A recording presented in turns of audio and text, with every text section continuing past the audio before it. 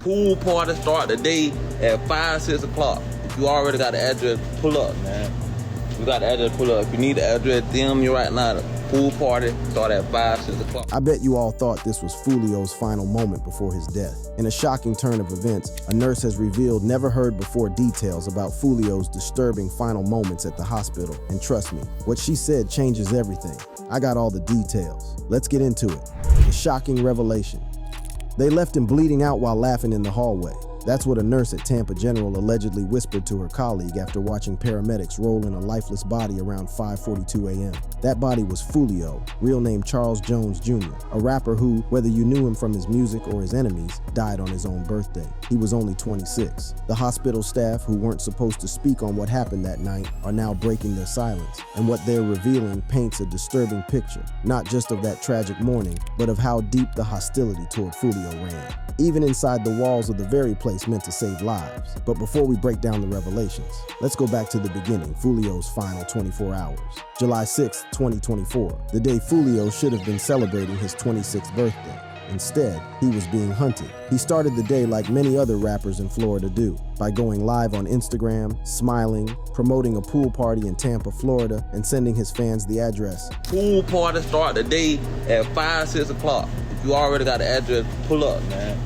You got the address, pull up. If you need the address, DM me right now. The pool party start at 5, 6 o'clock. That pool party would be his last public appearance alive. Within 12 hours, gunfire erupted in the parking lot of the Holiday Inn near Busch Gardens. Authorities confirmed 4 people were shot, 1 died. That person was Foolio, but the media reports barely scratched the surface. They made it sound like just another shootout, but the truth, according to those at the scene, is that this was a coordinated ambush, set up with military-level precision and fueled by months of surveillance. One of the most disturbing details from this entire investigation, confirmed in multiple interviews, is that cops laughed when they heard Foolio had been killed. He's like, oh, this guy, I'm surprised he didn't get killed earlier. You know, he's desecrating people's graves and talking about dead people and all that. You know, he got what he deserved. This wasn't an isolated attitude. According to Boozy, who's had his own run-ins with law enforcement, a large portion of officers celebrate when rappers like Foolio get gunned down. Like they be happy as fuck. I know one dude got they walked straight on down, like, they finally got him.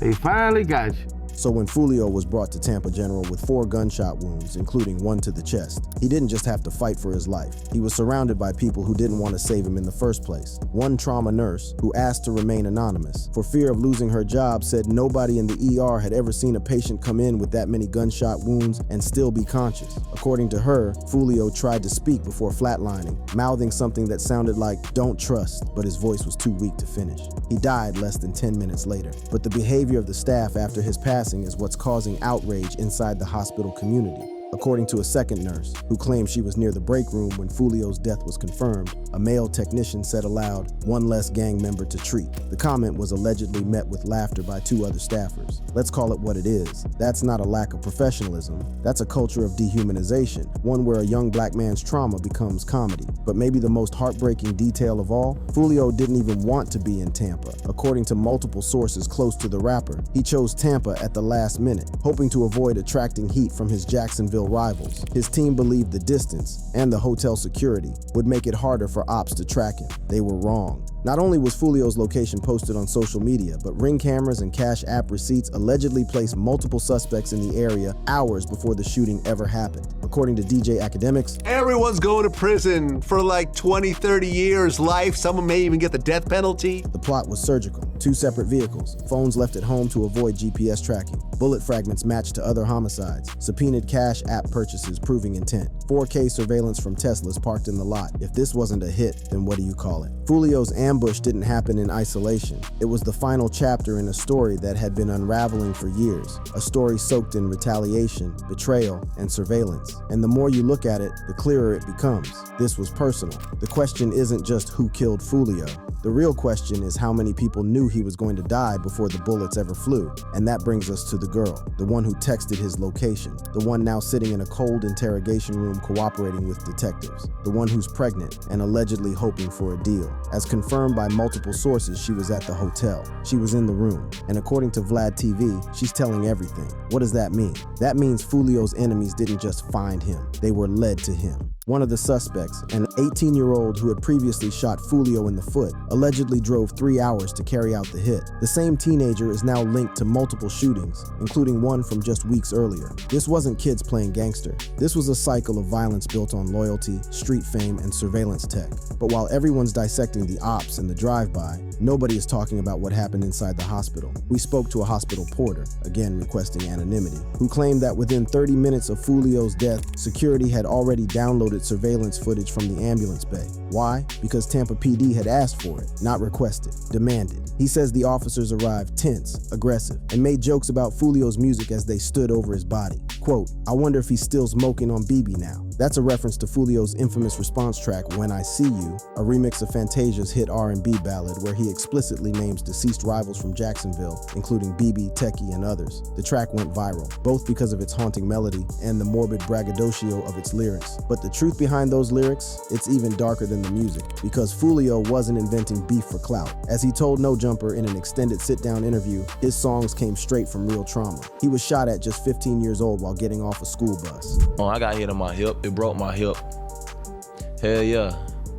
Man, that shit was just crazy how that shit happening, bro. Cause that whole day when I was in school, I got in an argument with a couple people, like a couple boys. I was finna fight and shit, hopped on their bus. I was just on some arrogant shit, bro. I wasn't really thinking, cause I'm 15 years old. Let that sink in. 15 years old, shot, crawling in pain, and the neighborhood treated him like trash. So when he later rapped about the dead, it wasn't just provocation, it was retaliation through music, a way to take power back in a world that left him bleeding in front yards. But Foolio's pain didn't end there. His younger brother was killed by police at age 15. He talked about it often, and even in his last interviews, Foolio described the paranoia of being red flagged in the system, where every cop already had a target on his back. That was his life. Getting harassed, getting shot at, getting blacklisted by clubs and banned from venues, even in his own hometown. A strip club in Jacksonville went as far as putting up a printed sign banning his music from being played in the building.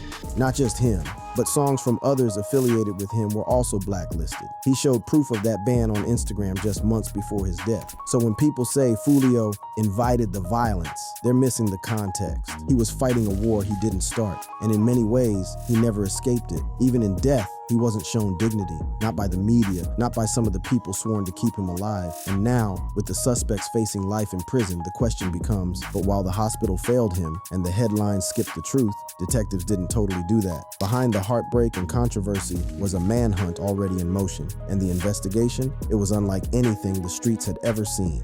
The investigation.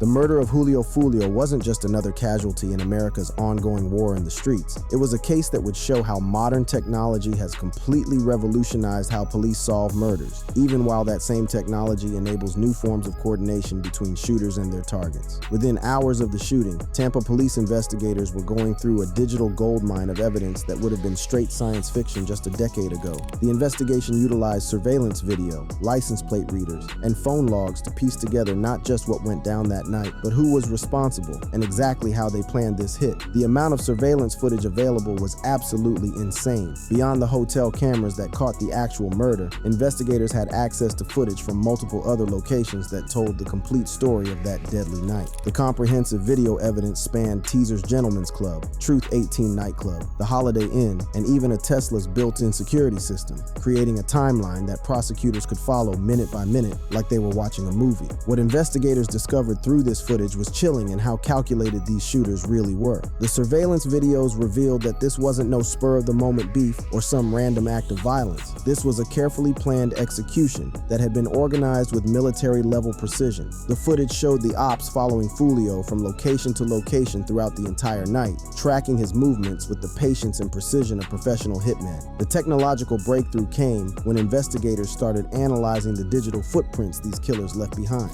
License plate readers had captured the suspects' vehicles as they traveled from Jacksonville to Tampa, a journey of several hours that proved this murder was premeditated as hell. These automated systems spread throughout Florida's highway network created an electronic trail that was impossible to erase or cover up. But perhaps the most damning evidence was what cell phone data revealed about the planning that went into this assassination. Phone logs showed that the shooters had been using cell phone data to track Foolio's location, with GPS coordinates and social media monitoring creating a comprehensive surveillance operation. operation. The same technology that Foolio used to promote his music and connect with his fans had been turned into a weapon against him by his enemies. The sophistication of the digital investigation extended deep into social media analysis. Investigators discovered that the shooters had been monitoring Foolio's Instagram posts throughout the night, using his own social media presence to predict his movements and plan their attack. When Foolio posted his location at the birthday party, he had essentially provided his killers with real-time intelligence about exactly where to find him.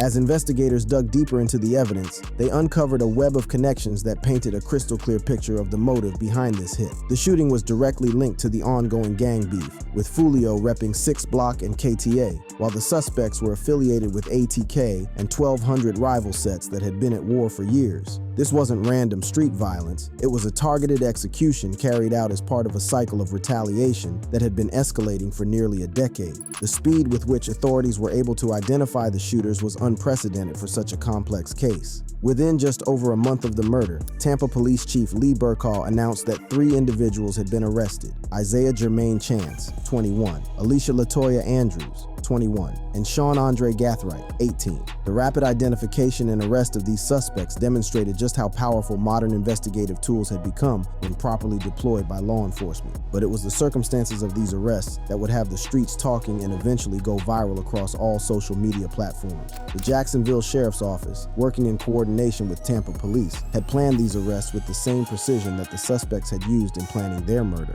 On July 27, 2024, in the early morning hours during a heavy rainstorm, law enforcement moved in hard. Body cam footage of these arrests would become a sensation on social media, showing officers in full tactical gear moving through the rain-soaked streets of Jacksonville to apprehend the suspects. The footage, labeled with Axon body timestamps, captured every detail of the operation with the same high-definition clarity that had documented the original crime. Viewers could see officers escorting the suspects in both outdoor and indoor settings, with tactical teams coordinating simultaneous raids at multiple locations. The dramatic weather conditions added an almost cinematic quality to the arrest footage that had everyone on social media talking. Rain-soaked streets reflected the flashing lights of police vehicles, while officers in tactical gear moved with practiced efficiency to secure their targets. The comments on social media immediately started reflecting on how dramatic the whole scene looked, with users posting reactions about how when police come for you in the rain, you know they got you dead to rights. The evidence against the arrested suspects was overwhelming and comprehensive as hell. Since our last interview, Foolio has gotten killed, and 5 people were involved, 4 guys, 1 girl. The girl's pregnant currently. No. Which makes it even crazier.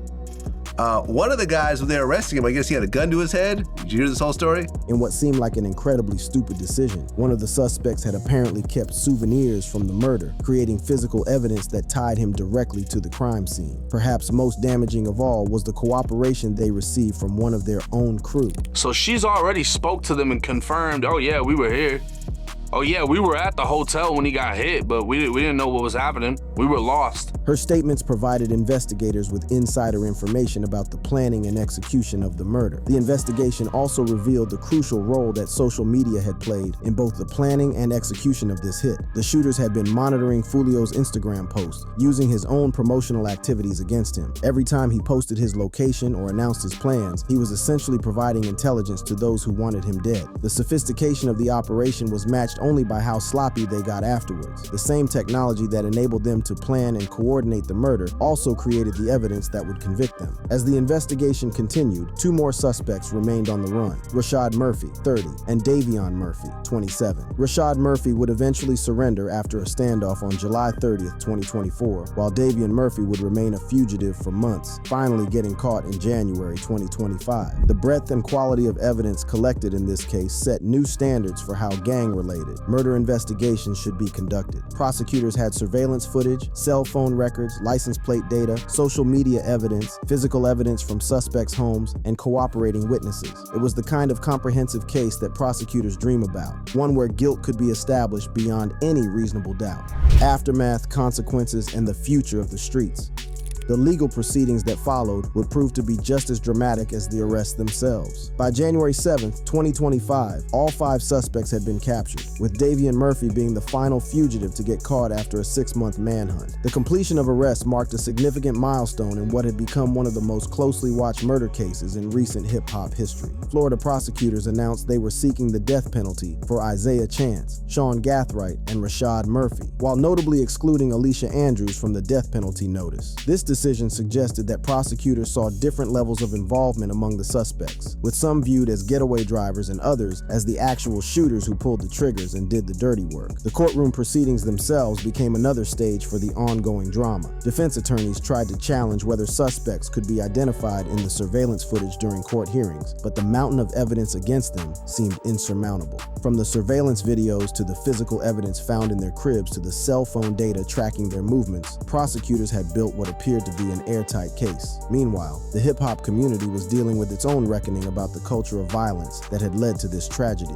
The speed with which diss tracks had been released after Foolio's death had shocked even people who were used to hip-hop beef culture. Yungeen Ace's Do It, which dropped just hours after the murder, had sparked intense debate about the ethics of the genre and the responsibility that artists bear for the violence their music can inspire and promote. The controversy got even deeper when more posthumous diss tracks started dropping, while Yungeen Ace followed up with Game Over in July 2024, further stoking the flames of what many saw as an increasingly toxic culture. These releases were criticized by some as profoundly disrespectful, while others defended them as part of rap's competitive tradition and street authenticity. But perhaps nothing illustrated the complexity of the situation better than what happened at Foolio's own funeral. Family members rapped his diss track, When I See You, during the service, highlighting how deeply the culture of beef and retaliation had penetrated even the most sacred moments of grief and remembrance. It was a stark reminder that the violence wasn't just about the rappers themselves, it had consumed entire families and whole communities. The aftermath also saw some wild developments that kept Foolio in the headlines even after he was gone. Posthumous Instagram posts appeared on his account, including one featuring his face on The Undertaker's body with the caption, I'll never die, I'm a demigod. These posts led some fans to speculate wildly about whether he had faked his death, though authorities and family members had confirmed his passing. The posts were likely managed by his team or family as part of promoting his posthumous music releases. The release of Foolio's posthumous album, Demigod, on September 23, 2024, added another layer to his complicated legacy. The 17-track album, featuring collaborations with artists like Treyboy and Project Yungeen, was both a celebration of his talent and a stark reminder of what the streets had lost. Fan reactions were mixed, with some praising its substance while others criticized its promotion as inadequate for properly honoring his memory. The broader impact on Jacksonville's drill rap scene has been profound and multifaceted. Music producer PD808 expressed hope that Foolio's death might inspire a shift toward more positive music, calling the industry's violent trend ignorance and hoping for change that could uplift the community. But the reality on the ground remained troubling, with the beef between rival gangs already being blamed for additional violence, including the murder of a 7-year-old in 2025. Law enforcement officials continued to monitor the situation carefully. Jacksonville Sheriff T.K. Waters emphasized that his department would not tolerate revenge attacks, but the underlying tensions that had fueled years of violence remained largely unchanged. The arrests in Foolio's case had taken some key players off the board, but the gang structures and cultural dynamics that had created them remained intact.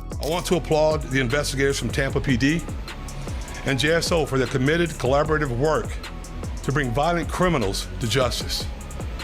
What I saw in this partnership evidenced the very best of information and resource pooling to ensure public safety. The viral nature of the body cam footage had also raised important questions about transparency and public access to police materials. While the footage provided valuable insight into how law enforcement operates, it also turned a serious criminal investigation into viral entertainment, blurring the lines between justice and spectacle. The same technology that had enabled the thorough investigation of Foolio's murder had also turned his death and the arrest of his killers into content for social media consumption. For the families involved, both Foolio's and those of the accused, the viral nature of the case has meant that their private tragedies have become public entertainment. Foolio's mother announced plans for a documentary called The Real Life Story to share her son's authentic story, emphasizing her unique perspective as someone who knows the truths from the fakes. Her efforts to control the narrative around her son's life and death reflect the broader struggle that families face when their loved ones become viral sensations. The case has also highlighted the evolving role that social media plays in modern criminal investigations. investigations. The fact that the shooters used Foolio's own Instagram post to track his location demonstrates how platforms designed to connect people can be weaponized by those with violent intent. It raises serious questions about privacy, safety, and the responsibility of social media companies to protect users from being targeted based on their posts. So what do we take from all this? Foolio didn't just die in a parking lot. He died in a system that had already written him off, a system where his last breath was met with smirks instead of urgency,